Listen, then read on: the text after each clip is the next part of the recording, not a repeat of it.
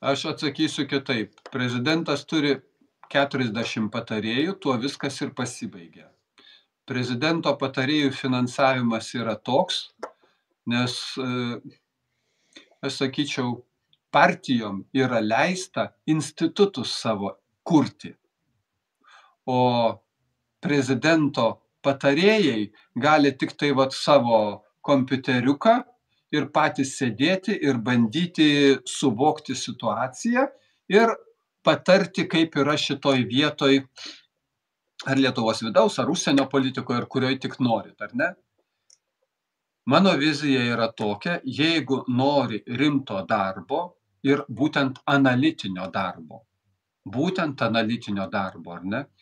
Ir tas analitinis darbas yra ypatingai svarbus, nes pasakys, kad reikia dabar 5 laipsniais labiau į kairę eiti, o ne taip, kaip jūs planavote. Atrodo, 5 laipsniai tiek nedaug, kai 360 laipsnių yra visas apskritimas. Bet tie 5 laipsniai gali būti esminiai po 3 metų, kurių mes nenumatėm, nenuprognozavom, nes neklausėm arba turėjom kitokią nuomonę. Tai čia yra klausimas, šitas susiveda į prezidentūros finansavimą, kas viskas priklauso tik nuo Seimo, tik tai.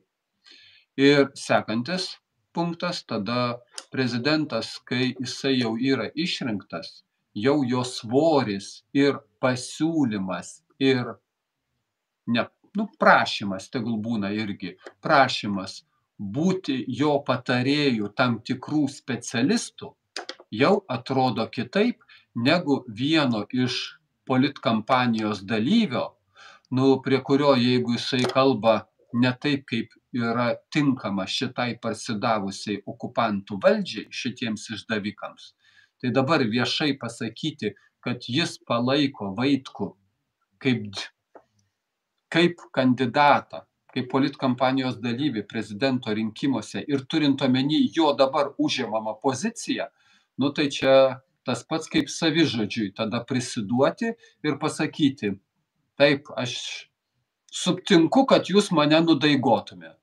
Tai jokių pavardžių ir negali būti dabartiniu periodu. Kiti kandidatai dar galėtų pasakyti pavardes, ar ne? Nes jie tos pačios sistemos sudėtinę dalį, tik tai vieni už Petrą, kiti už Povilą, o kiti už Skvernelį. O mano atveju, kadangi aš vienintelis esu, kuris sakau šiame epizode, kad aš vienintelis prieš tą sistemą totaliai ir kategoriškai. Ir į jokius europarlamentarus aš neketinu ir neinu. Čia ne taip, kaip generolas Tutkus pasakė, taigi bus dar anie rinkimai ir negi čia pyksė su Seimu. Tai geriau Europos parlamente gal ką nors gero padaryti. Tai aš esu potencinė grėsmė šitai sistemai. Jie tai žino, aš tai žinau. Ir tokiu atveju užtenka, kad jau aš esu išsiviešinęs, o kol kas kitiems žmonėms grėsmės sukelti ir nereikia. Toliau.